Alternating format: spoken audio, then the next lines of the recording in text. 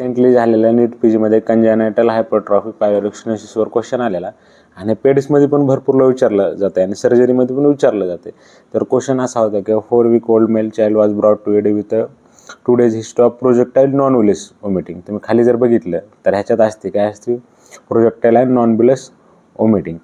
मग दुसरं काय आहे, an olive shaped lump was palpable in epigastrium. USG showed target sign and antral nipple sign. Which of the following statements false about this case? तर ह्या पायलोरिक्सिनोसिस बद्दल आपल्याला काही गोष्टी माहीत पाहिजेत. तर पहिलं ते forcible projectile non bilious vomiting असते.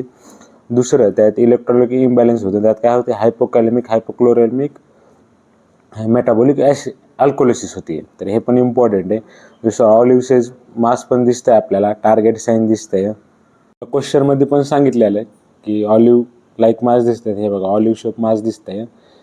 आणि पुन्हा अजून सगळ्यात इम्पॉर्टंट ट्रीटमेंट, जेव्हा पेशंट आपल्याकडे पहिल्यांदा येईल ना, तर सर्जरी काय लगेच करायची नाही. पहिल्यांदा त्याचं करेक्शन ऑफ डिहायड्रेशन आणि इलेक्ट्रोलाइट बॅलन्स हे करायचं आणि त्यानंतर जी सर्जरी केली जाते त्याला रामस्टेड्स ऑपरेशन म्हणतो आपण.